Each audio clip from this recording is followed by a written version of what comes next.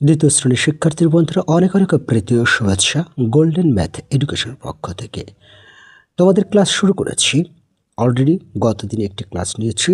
Comment করেছিলে অনেকে, যদিও আমি দ্বিতীয় শ্রেণীর ক্লাস গত বছরে নিয়ে এবার থেকেই শুরু করেছি। তো যেহেতু কমেন্ট আসতে শুরু করেছে, সো অবশ্যই একজন কমেন্ট করলেও আমি তার প্রাধান্য দেওয়ার, অর্থাৎ তার কমেন্টের যথাযথ উত্তর দেওয়ার চেষ্টা করি। সো সেই দিক থেকে বিবেচনা করে আমি শুরু করেছি ধারাবাহিকভাবে। আজকে তুলে ধরছি 37 পৃষ্ঠা থেকে। 37 থেকে হয়তো 37, 38, 39 পৃষ্ঠা পর্যন্ত যাব, শেষ করে দেবো ইনশাল্লাহ। লক্ষ্য করো, প্রথমে এটা 37 পৃষ্ঠার উপরের অংশ থেকে শুরু করছি। ক্রমবাচক সংখ্যা ষষ্ঠ থেকে দশম। এখানে সংখ্যা আছে, দেখো ক্রমবাচক সংখ্যা। আগে সংখ্যা দেখো 6, 7, 8, 9, 10। ক্রমবাচক সংখ্যায় একে বলে ষষ্ঠ, সপ্তম, অষ্টম, নবম, দশম। এবারে ক্রমবাচক সংখ্যার আবার সংক্ষিপ্ত রূপ আছে। দেখো, এই যে সামনের 6 আর এখান থেকে পিছনের যেটা আছে শেষের অক্ষর, সেটা নিয়ে ষষ্ঠ। আবার সপ্তম, দেখো সপ্তম লিখেছে কি করে, লক্ষ্য করো, এই যে 7টা সামনে নিয়েছে আর শেষে যে অক্ষর আছে ম, সেটা। অনুরূপভাবে অষ্টম এই 8 নিয়েছে আর শেষের ম আছে, এই ম নিয়েছে। নবম এই 9 এখানে নিয়েছে আর এখানকার শেষের ম এখানে নিয়েছে। 10-এর 10 এখানে নিয়েছে আর শেষের ম এখানে নিয়ে দশম। এটা হচ্ছে ক্রমবাচক সংখ্যার সংক্ষিপ্ত রূপ। এখানে একটি প্রশ্ন করা আছে। লাইনে 10 জন শিশু দাঁড়িয়ে আছে, সামনে আছে নাসিমা এবং পিছনে আছে জারিয়া।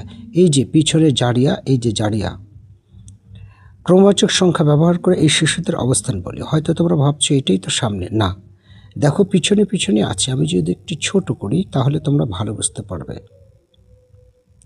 বাবা, অনেকখানি ছোট করতে হচ্ছে, আমি নিরুপায়, সবগুলো তো একসাথে দেখাতে হবে, তাই না? এই যে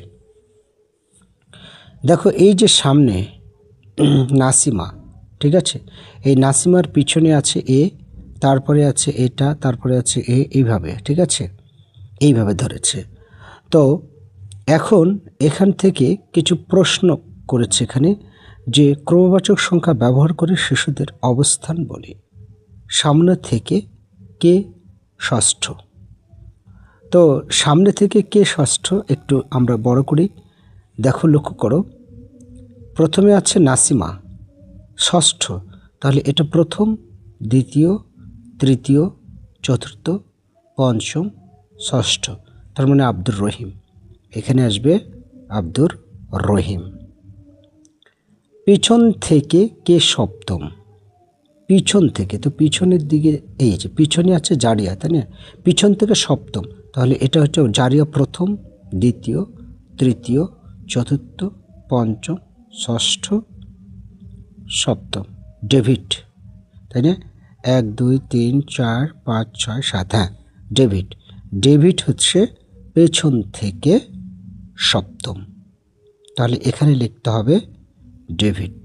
ওকে, এখানে যাই হোক। এবার সামনে থেকে কে নবম? এবার আবার সামনে থেকে নবম যেতে হবে। তো আমি একটু মুছে দিই, নইলে ভালো লাগবে না। সামনে থেকে নবম যেতে হবে। তো সামনে তো নাসিমা আছে, নাসিমা প্রথম, তাই না?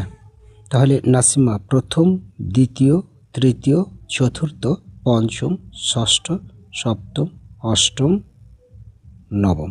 রতন, তার মানে এখানে আসবে রতন। ওকে, এবার আলিয়ার অবস্থান কততম? আরেকটা প্রশ্ন করেছে, আলিয়ার অবস্থান কততম? তো এখানে একটু লক্ষ্য করো, রতন যদি নবম হয়, রতন, এই যে রতন, এই রতন যদি নবম হয়, তাহলে আলিয়া তো অষ্টম, তাই না? এটা সামনে থেকে হচ্ছে অষ্টম। আর পিছন থেকে কত? পিছন থেকে একটু লক্ষ্য করো, দেখো কত আছে। পিছন থেকে লক্ষ্য করলে আমরা দেখতে পাচ্ছি প্রথম, দ্বিতীয়, তৃতীয়, আলিয়া হচ্ছে তৃতীয়, পিছন থেকে তৃতীয়। এই হচ্ছে প্রশ্নগুলোর উত্তর। আশা করি যথাযথভাবে তোমরা পেয়েছো। প্রত্যেক শিশুর অবস্থান দুইভাবে প্রকাশ করতে পারি। ডেভিডের অবস্থান কত? তো ডেভিডের অবস্থান কত? তো লিখতে হবে সামনে থেকে হচ্ছে তো ডেভিড কত, একটু দেখে আসে। সামনে থেকে ডেভিড হচ্ছে এই যে প্রথম, দ্বিতীয়, তৃতীয়, চতুর্থ, তার মানে সামনে থেকে হচ্ছে তোমার চতুর্থ, শর্টকাটে লিখলাম। আর পেছন থেকে তোমার কত ডেভিডের অবস্থান দেখি আমরা গুনিয়ে আসি। এই যে সামনে আছে জারিয়া প্রথম, দ্বিতীয়, তৃতীয়, চতুর্থ, পঞ্চম, এখনও ডেভিড পাইনি, সপ্তম, অষ্টম, এই যে ডেভিড পেয়ে গেলাম। তার মানে পেছন থেকে হচ্ছে তোমার অষ্টম। ওকে, 38 পৃষ্ঠা। ডান দিক থেকে 7 জনকে গোল দাগের মধ্যে রাখো। 7 জনকে গোল দাগের মধ্যে রাখো ডান দিক থেকে। তাহলে ডান তো এদিকে, তাই না? তাহলে ডান দিক থেকে গোল দাগের মধ্যে রাখতে হবে 7 জনকে। তাহলে একটু আমরা গোল দাগ দেওয়ার চেষ্টা করি 7 জনকে। তার আগে মেপে নিই আগে। 1 2 3 4 5 6 7, অর্থাৎ এই 7 জনকে মাপতে হবে, এই 7 জনকে। ঠিক আছে, তাহলে এটাকে গোল দাগ দিয়ে দিই আমরা, এইভাবে গোল দাগ দিয়ে দিই 7 জনকে দিলাম।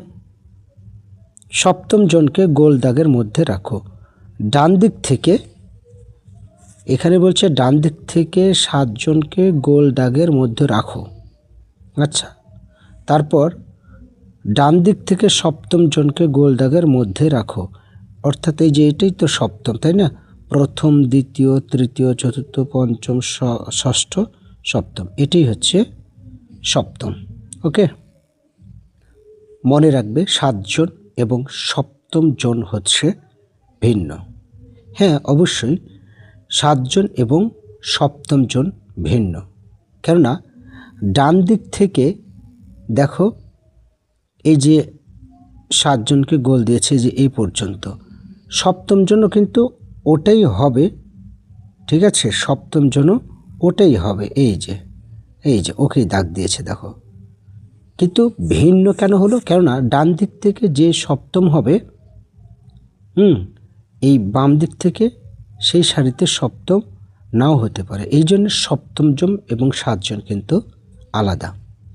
ঠিক আছে, আরও একটি প্রমাণ, সেটা হচ্ছে কি, এখানে আছে 10 জন। একটু লক্ষ্য করো এটা কেন ভিন্ন হলো, এখান থেকে আমি বুঝিয়ে দিই। এখানে মোট আছে হচ্ছে কয়জন? 10 জন। দেখো 1 2, এই যে 1 2 3 4 5 6 7 8 9 10, 10 জন আছে এখানে, তাই না? তো এই 10 জনের পঞ্চম জন কোনটা?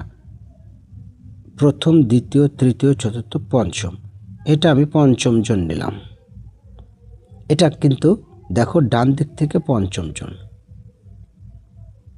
ঠিক আছে, আর ডান দিক থেকে আমি পঞ্চম জন নিচ্ছি, কিন্তু সে 5 জন, প্রথম 5 জন নিলে এই শেষের দিকে যে থাকে সে পঞ্চম জন হয়।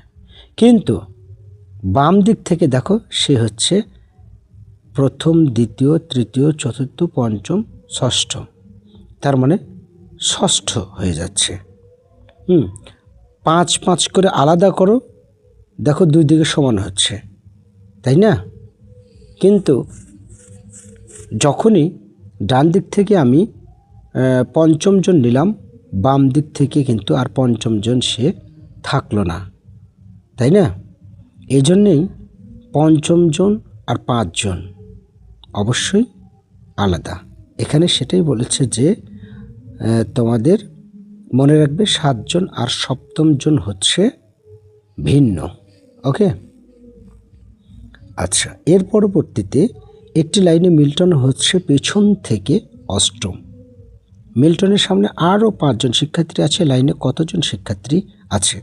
গতদিনে আমি বলেছিলাম যে গত ক্লাসেই ক্রমবাচক সংখ্যা যেখানে থাকবে সেখানেই একজন কম নেবে আর নিজে একজন ধরবে, অর্থাৎ যে কোনো একজনের নাম দেওয়া থাকবে, মিল্টন থাক আর পল্টু থাক, কাল্টু থাক, বল্টু থাক, যেটাই থেকে একজন নাম থাকবে। এই কালটু বল্টুর সামনে আছে এতজন, পিছনে আছে এতজন, কালটু নিজে একজন, ঠিক আছে, যে কোনো নাম দেওয়া থাকবে। সুতরাং সেই অঙ্কের মধ্যে যেখানে ক্রমবাচক সংখ্যা দেখব সেখানে এক কম ধরব। অর্থাৎ মিল্টনের পিছনে আছে, ঠিক আছে, অর্থাৎ মিল্টনের পিছনে আছে 7 জন, মিল্টন নিজে একজন, আর মিল্টনের সামনে আছে 5 জনই হতে হবে, কেননা এটা ক্রমবাচক সংখ্যা নয়। সো সব মিলে হচ্ছে 7 5 12 রাখে 13 জন। এরকম দেখো এখানেও মিলে আছে যে 13 জন আছে কিনা, তার প্রমাণে যে এখানে শিক্ষার্থীর সংখ্যা কত, শিক্ষার্থীর সংখ্যা হচ্ছে তোমার 8 জন আর 5 জন, মোট 13 জন, ঠিক আছে, কারণ সে নিজে একজন আছে, এই যে পিছন থেকে অষ্টম, তার মানে তাকে সহ সে 8 জন, ঠিক আছে। তো এখানে তো বোঝানো আছে। তারপর একটি লাইনে রাজু হচ্ছে সামনে থেকে ষষ্ঠ, পিছন থেকে তৃতীয়, দুটোই ক্রমবাচক সংখ্যা, সমস্যা নেই। দুটি ক্রমবাচক যদি সংখ্যা থাকে অবশ্যই দুটোর ক্ষেত্রেই আমরা এক করে কম ধরব। অর্থাৎ এই যে এখানে নাম আছে কি রাজু, সো আমরা লিখব যে রাজুর সামনে এখানে আছে ষষ্ঠ, লিখব 5 জন, ঠিক আছে। আর রাজুর পিছনে আছে কয়জন, এখানে আছে তৃতীয়, সো 2 জন। আর রাজু নিজে একজন, রাজু নিজে একজন, ঠিক আছে, রাজু নিজে একজন। মোট যোগ করে দাও, তাহলে মোট 5 2 7 আর 1 8 জন। এই হচ্ছে সমাধান। কিন্তু এখানে বলেছে চিত্র এঁকে সমাধান করে। সো চিত্র আঁকার জন্য আমাদের যেটা করতে হবে সেটা হলো এই যে 1 2 3 4 5 6 কত আছে ষষ্ঠ, আর পিছন থেকে তৃতীয়, তাহলে 1 2। এখন দেখো এখানে আমরা এইটাকে বেশি করে ভরাট করে গোল করে দিব, ঠিক আছে, দিয়ে এটাকে লিখব আমরা রাজু, এটাকে লিখব রাজু। দেখো পিছন তোমার এখানে আমার তো এখানে লিখতে হচ্ছে তোমার সামনে থেকে, তাহলে এটা লিখছে, এটা হচ্ছে সামনে, এখানে সামনে লিখবে, আর এখানে পিছনে, এখানে পিছনে আমি উল্টা করে লিখেছি, এদিকে সামনে দিলেও সমস্যা ছিল না। তো দেখো পিছন থেকে কত হচ্ছে, এই যে প্রথম দ্বিতীয় তৃতীয়, তাই না, আবার সামনে থেকে প্রথম দ্বিতীয় তৃতীয় চতুর্থ পঞ্চম ষষ্ঠ, তাহলে সেখানে কতজন শিশু আছে, হ্যাঁ, চিত্র এঁকে সমাধান করে দিয়েছি। দেখো এই যে সেখানে 1 জন 2 জন 3 জন 4 জন 5 জন 6 জন 7 জন 8 জন, তাই না, তাহলে লাইনে শিশু আছে, অতএব লাইনে শিশু আছে 8 জন। এই ওকে, এইভাবে আমরা সমাধান কিন্তু টানতে পারি। তাহলে শিক্ষার্থী বন্ধুরা, আশা করছি যে তোমরা ক্রমবাচক সংখ্যার অঙ্কগুলো কীভাবে করবে সবসময় টেকনিকের সাথে, যেখানে ক্রমবাচক সেখানে এক কম ধরবে, তারপর বল্টু কাল্টু যেই নাম থাক তার সামনে আছে এতজন, তার পিছনে আছে এতজন, সে নিজে একজন। ওকে, দ্যাটস অল। আজকের মতো ক্লাসটি এখানেই শেষ করছি। ভালো থেকো সবসময়, সর্বদাই অ্যাম্বিশন পূরণ হোক তোমাদের ফিউচার লাইফে। আল্লাহ হাফেজ।